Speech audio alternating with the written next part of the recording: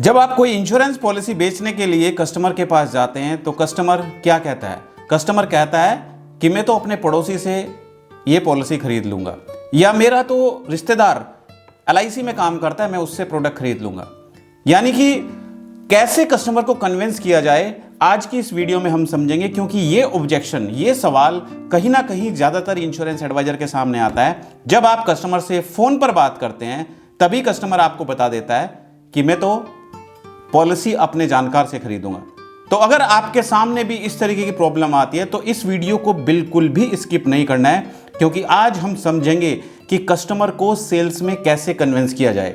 आप कोई भी अगर कंपनी में काम करते, किसी भी कंपनी में काम करते हैं, कोई भी प्रोडक्ट बेचते हैं, तो कहीं ना कहीं आपको कस्टमर को कन्विंस करना नहीं आता है। तो आज सीखिए वो 10 तरीके, जिन तरीकों को यूज करके आप अपने कस्टमर के पास जाएंगे तो आपका कस्टमर जरूर आपसे कन्विंस होकर आपका प्रोडक्ट खरीद लेगा। ये पॉइंट्स आपको बहुत ध्यान से सुनने हैं। और अगर आप हमारे YouTube चैनल पर पहली बार जुड़े हैं, हमारे YouTube चैनल को सब्सक्राइब करना बिल्कुल ना भूलें और साइड में जो बेल आइकन है उस पर जाकर नोटिफिकेशन को ऑल पर सेट करें। और जो दर्शक हमारी वीडियो हमारे फेसबुक पेज पर देख रहे हैं, हमारे फेसबुक पेज को लाइक कीजिए और फॉलो कीजिए। सबसे पहले मैं आप सभी सेल्स पर्सन से एक सवाल करना चाहता हूं, और सवाल है कि जब आप कस्टमर के पास जाते हैं प्रोडक्ट बेचने के लिए, तो कस्टमर क्या आपको भी ये कहता है कि मैं तो अपने जानकार से प्रोडक्ट खरीदूंगा? अगर आपके साथ भी ऐसा हुआ है तो मुझे कमेंट करके लिखिएगा यस और नो। मुझे बताइएगा कि हाँ आपके साथ भी ऐसा होता है तो यस लिखिएगा, और अगर आपके साथ ऐसा नहीं होता है, कस्टमर आपको नहीं बोलता है कि मैं अपने जानकार से प्रोडक्ट खरीदूंगा, तो नो लिखिएगा। ये जो 10 पॉइंट है, ये 10 पॉइंट आपको समझने हैं, इनको इंप्लीमेंट करना है। और अगर आप इन 10 पॉइंट्स को बहुत ध्यान से समझेंगे, बहुत ध्यान से इंप्लीमेंट करेंगे, तो दोस्तों जो अभी तक आपके सामने प्रॉब्लम आ रही है कि आप कस्टमर को कन्विंस नहीं कर पा रहे हैं, तो फिर आपके सामने ये दिक्कत नहीं आएगी, कस्टमर अपने आप कन्विंस हो जाएगा। सबसे पहले हमें क्या करना है? सबसे पहले जब हम कस्टमर से बात करते हैं तो कहां से बात शुरू होती है? बात शुरू होती है फोन से। हम कस्टमर को फोन करते हैं, फोन पर हम कस्टमर को प्लान समझाने की कोशिश करते हैं और कस्टमर को हम फोन पर ही प्रोडक्ट बेचना चाहते हैं। तो ये आपको नहीं करना है। आप सिर्फ फोन का इस्तेमाल करेंगे कस्टमर से अपॉइंटमेंट लेने के लिए। आपको कस्टमर से अपॉइंटमेंट लेनी है, आपको कोशिश करनी है कि कस्टमर आपको अपॉइंटमेंट दे। आप फेस टू फेस जाकर कस्टमर से मीटिंग करें, कस्टमर को प्रोडक्ट समझाएं। कस्टमर आपके सामने बैठा है, आप कस्टमर के सामने बैठा है, फेस टू फेस कम्युनिकेशन हो रहा है। कोई सवाल कस्टमर पूछता है तो आप उसका जवाब दे रहे हैं। यानी कि हमें फोन पर प्रोडक्ट बेचने की कोशिश नहीं करनी है। आप में से लगभग 70 to 80% इंश्योरेंस एडवाइजर ये गलती करते हैं कि आप चाहते हैं कि कस्टमर अभी फोन पर ही आपको पेमेंट कर दे। ऐसा नहीं करना है। आपको कस्टमर अगर बुलाए तो आपको कस्टमर से अपॉइंटमेंट लेना है। क्योंकि पर्सनली जब मैं इंश्योरेंस एडवाइजर से मैंने बात की, उनसे मैंने पूछने का प्रयास किया कि किस तरीके से आप कस्टमर को कॉलिंग करते हैं, तो बात ये निकल कर आती है कि कस्टमर अगर 50-50 है तो पहले ही फोन पर पूछते हैं कि सर मैं आऊँगा तो आप प्रोडक्ट खरीदेंगे मुझसे या नहीं खरीदेंगे?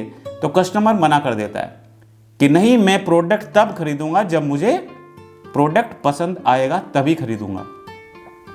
बस यही हम चाहते हैं कि हम फोन पर ही कस्टमर से हाँ करा लें, ताकि कस्टमर जाते ही हमें चेक दे दे। ऐसा नहीं करना है भाई।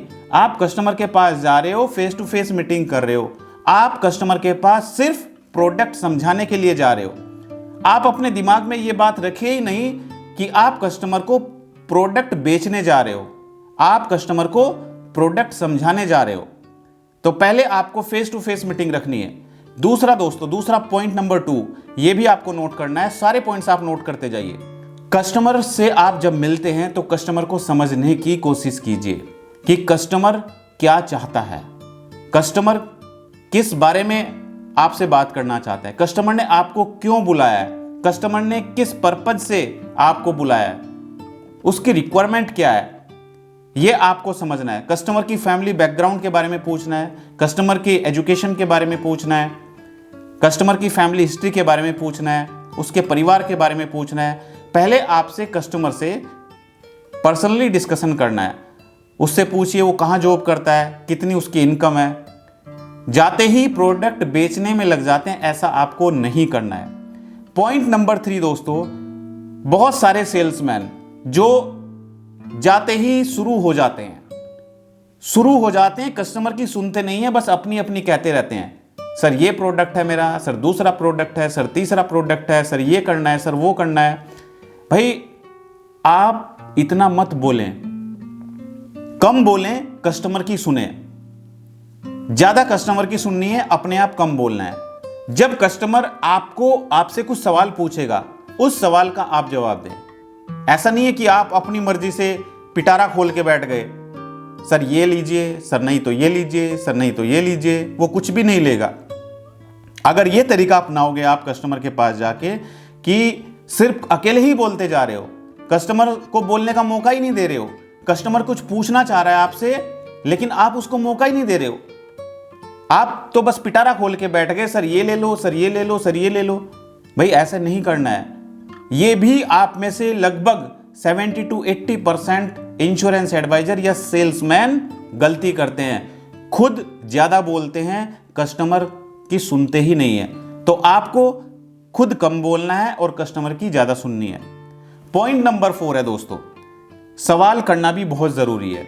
आप कस्टमर के पास गए, सिर्फ कस्टमर ही आपसे सवाल पूछ रहा है, आप उसका जवाब दे रहे हो, अच्छी बात है, लेकिन आप भी कस्टमर से सवाल कीजिए।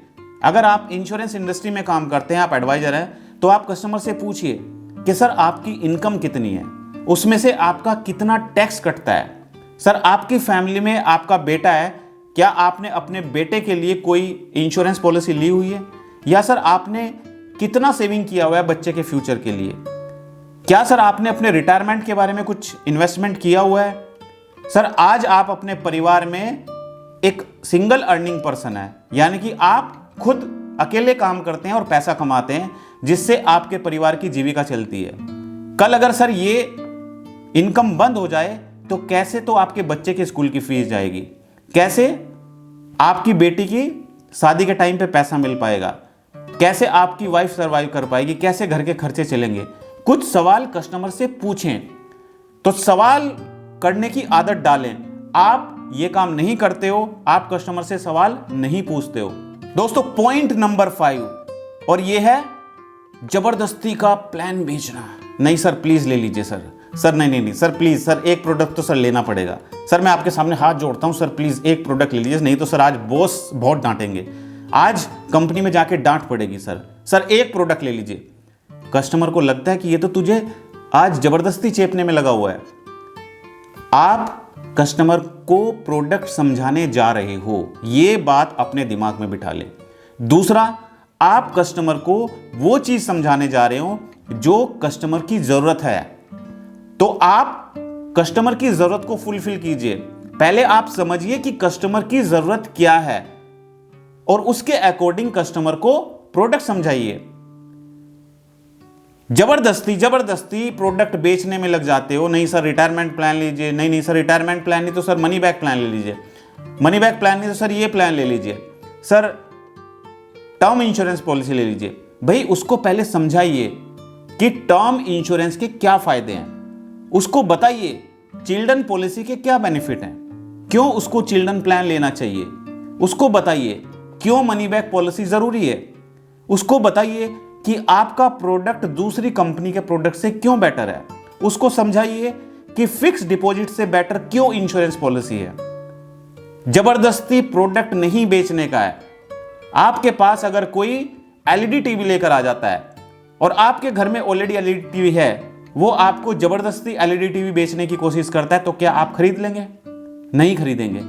तो पहले आपको समझना है और कस्टमर को जबरदस्ती प्रोडक्ट नहीं बेचना है, उसकी जरूरत के अकॉर्डिंग उसको प्रोडक्ट आप बेचिए। पॉइंट नंबर 6, कस्टमर चाहता तो है एलईडी टीवी खरीदना, आप उसको बेचे जा रहे हो मोबाइल फोन। या कस्टमर चाहता तो कैमरा खरीदना है, आप उसको बेचे जा रहे हो एलईडी टीवी। क्या वो खरीद लेगा? नहीं खरीदेगा। पहले आप कस्टमर के पास जा रहे हो तो आपको कस्टमर की जरूरत को पैदा करना है। उसकी अभी नीड नहीं है, उसको जरूरत नहीं है, लेकिन आपको उसकी जरूरत को क्रिएट करना है। जैसे आप इंश्योरेंस पॉलिसी बेचने जा रहे हो, उसको पता नहीं है इंश्योरेंस क्या होता है, तो आपको उसकी जरूरत को क्रिएट करना है, उसको बताना है कि सर देखो इंश्योरेंस पॉलिसी है, इंश्योरेंस पॉलिसी का फ़ायदा ये होता है, पहली बात इसमें आपको रिटर्न भी मिलेंगे, दूसरी बात सर हमारी फैमिली भी सिक्योर है। कल के बारे में हम सर कुछ कह नहीं सकते हैं, कल अगर भगवान ना करे हमारे साथ में कोई ऐसी दुर्घटना हो जाए, कोई ऐसा हादसा हो जाए, कोई ऐसी बीमारी हो जाए जिससे व्यक्ति अपने परिवार को छोड़ के चला जाता है, तो उस केस में परिवार के जो खर्चे होते हैं, जो परिवार को जीविका के लिए पैसा चाहिए, वो पैसा इंश्योरेंस कंपनी देती है। तो कस्टमर को समझाइए कि सर आजकल ऐसी ऐसी बीमारियां चल रही हैं, अगर किसी को कोई क्रिटिकल इलनेस बीमारी हो जाती है तो उस केस में भी LIC या फिर इंश्योरेंस कंपनी मदद करती है। कस्टमर को बताइए कि सर अगर कोई आदमी डिसेबल हो जाता है, मान के चलते हैं रोड से जा रहा है, उसका एक्सीडेंट हो जाता है, उसका एक हाथ और एक पैर कट जाता है, वो डिसेबल हो गया, परमानेंट डिसेबल हो गया, अब वो काम करने के लायक तो नहीं रहा, जबकि अपने परिवार में वो अकेला ऐसा आदमी था जो अपने परिवार के लिए पैसा कमाता था, जिससे उसके बच्चों के स्कूल की फीस भी जाती थी, घर के खर्चे भी चलते थे, लेकिन वो परमानेंट डिसेबल हो गया, उसका एक हाथ और एक पैर कट गया, तो सर कैसे उसका परिवार की जीविका चल पाएगी? तो उसके लिए इंश्योरेंस पॉलिसी लेनी बहुत ज़रूरी है। तो अगर आपने नहीं देखा है कि किस तरीके से परमानेंट डिसेबल आदमी को LIC इनकम देती है, LIC पैसा देती है, तो आप नीचे डिस्क्रिप्शन में जाके वीडियो देख सकते हो। ऑलरेडी मैं इस टॉपिक के ऊपर वीडियो बना चुका हूं, नहीं तो ऊपर आई बटन में आपको वीडियो मिल जाएगा। दोस्तों पॉइंट नंबर 7 है कि हम कस्टमर से फ़ोन पे बात करके सीधे घर पे पहुंच जाते हैं और पता कुछ है नहीं हमें कि कस्टमर की ज़रूरत क्या है, कस्टमर की फैमिली में कौन कौन है, कस्टमर ने आपको किस लिए बुलाया है, आप घर पे पहुंच जाते हैं।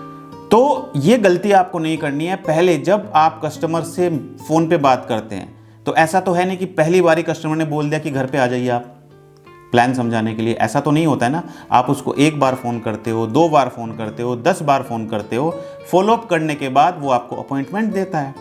जब आपको अपॉइंटमेंट मिल जाता है तो उससे पहले आप कस्टमर से सारी डिटेल फ़ोन पे समझ लें, उसकी फैमिली में कौन कौन है, वो किस पर्पज़ से आपको बुला रहा है, वो किस के लिए इंश्योरेंस पॉलिसी लेना चाहता है, क्या वो टैक्स सेविंग के लिए इंश्योरेंस पॉलिसी लेना चाहता है, क्या वो अपने बच्चे के लिए इंश्योरेंस पॉलिसी लेना चाहता है।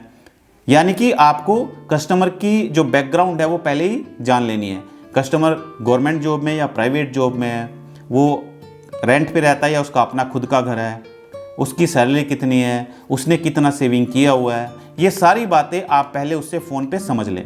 जब आपको पता चल जाए कि कस्टमर से आज मीटिंग है और कस्टमर अपने बेटे के लिए कोई इन्वेस्टमेंट प्लान चाहता है, तो आप अपने ऑफिस से या अपने घर से या साइबर कैफ़े से 2-3 इलस्ट्रेशन निकाल लें, कैलकुलेशन, एक 30,000 पे, एक 75,000 पे और एक 1 लाख पे।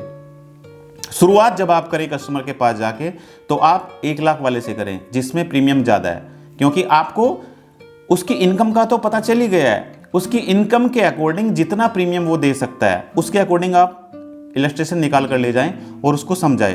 पहले ज़्यादा जो इलस्ट्रेशन निकाला है, ज़्यादा प्रीमियम अमाउंट का जो इलस्ट्रेशन निकालना है उसको कस्टमर के सामने रखिए, फिर उससे कम प्रीमियम वाली इलस्ट्रेशन कस्टमर के सामने रखिए, और फिर अगर वो उस पर भी एग्री नहीं होता है तो फिर मिनिमम जो आपने इलस्ट्रेशन निकाली है वो इलस्ट्रेशन निकालिए, वो कस्टमर को समझाइए। तो इस तरीके से आपको कस्टमर से मिलने से पहले कस्टमर के बारे में जानकारी लेनी है और उसके बाद कस्टमर को जाके प्रोडक्ट समझाना है। पॉइंट नंबर 8 दोस्तों, कस्टमर की इंटरेस्ट की बात करें। कस्टमर अगर अपने बच्चे के फ्यूचर को लेकर चिंतित है, कस्टमर अगर अपने बेटी के एजुकेशन के लिए या मैरिज के बारे में बात कर रहा है तो सिर्फ उसी के बारे में बात करें। ऐसा नहीं कि आप उससे रिटायरमेंट के बारे में बात कर रहे हो, आप उससे मनी बैक पॉलिसी के बारे में बात कर रहे हो। कहीं ना कहीं अगर वो तैयार बैठा है अपने बेटे के फ्यूचर के लिए, अगर वो तैयार बैठा है अपनी बेटी की पढ़ाई के लिए या शादी के लिए कोई ऐसी इन्वेस्टमेंट पॉलिसी लेने के लिए, तो सिर्फ उसी बात पर फोकस रखिए, इधर उधर की बात मत कीजिए, ना ही किसी दूसरे इन्वेस्टमेंट के बारे में उसको बताइए।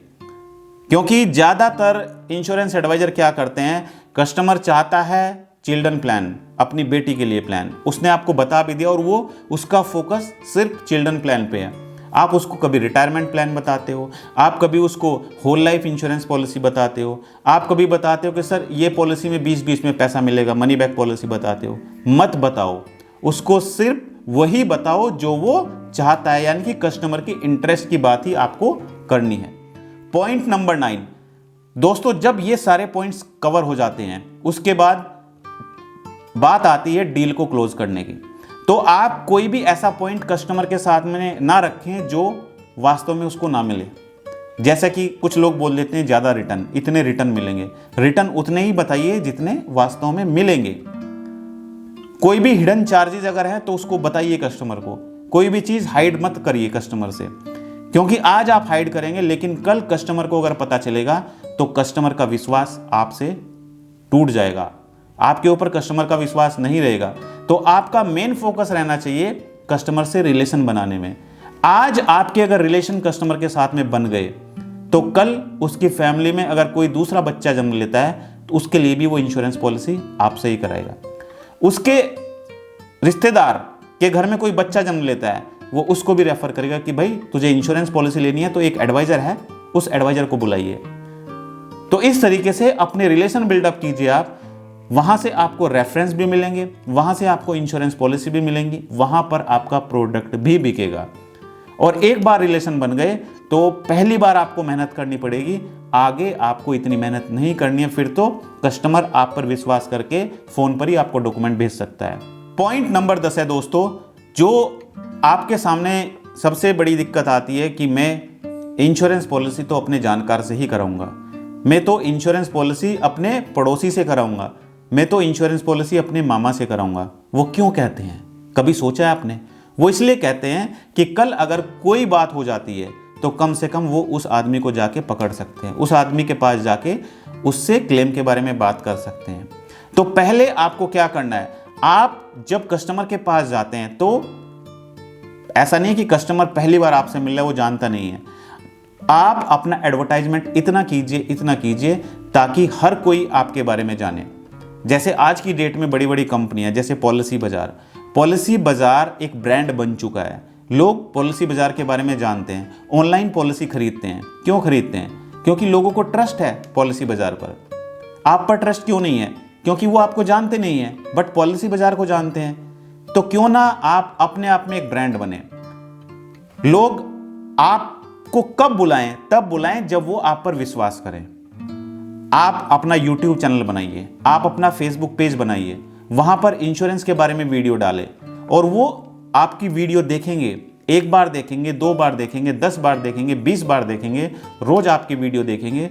जब वो रोज आपकी वीडियो देखेंगे तो उनको आप पर ट्रस्ट होगा। इसी तरीके से ब्रांड बना जाता है। तो आप अपने आप को एक ब्रांड बनाने की कोशिश करें। अगर आप अपने आप में एक ब्रांड बनेंगे तो ऑटोमेटिक कस्टमर आप पर विश्वास करेंगे और पहली मीटिंग में ही कस्टमर आपसे आपका प्रोडक्ट खरीद सकते हैं।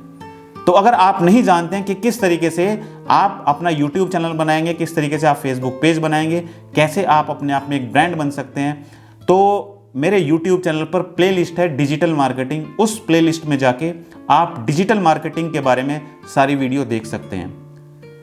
अगर आपको मेरा वीडियो अच्छा लगा तो वीडियो को लाइक कीजिए और शेयर कीजिए अपने दोस्तों के साथ में। और जो दर्शक मेरी वीडियो मेरे YouTube चैनल पर पहली बार देख रहे हैं तो हमारे YouTube चैनल को सब्सक्राइब कीजिए और साइड में जो बेल आइकन है उस पर जाकर नोटिफिकेशन को ऑल पर सेट कीजिए। और जो दर्शक हमारी वीडियो पहली बार हमारे Facebook पेज पर देख रहे हैं तो हमारे Facebook पेज को लाइक कीजिए और फॉलो कीजिए। और भूलिएगा नहीं, हर एक संडे रात ठीक 9 बजे मैं आप लोगों के लिए YouTube और Facebook लाइव प्रोग्राम लेकर आता हूं, जहां पर आप सभी दर्शकों के सवालों के जवाब दिए जाते हैं, हर एक सेल्समैन के जवाब डिजिटल मार्केटिंग के बारे में। तो थैंक यू सो मच, बहुत बहुत धन्यवाद आप सभी का हमारी वीडियो से जुड़ने के लिए। Thank you so much.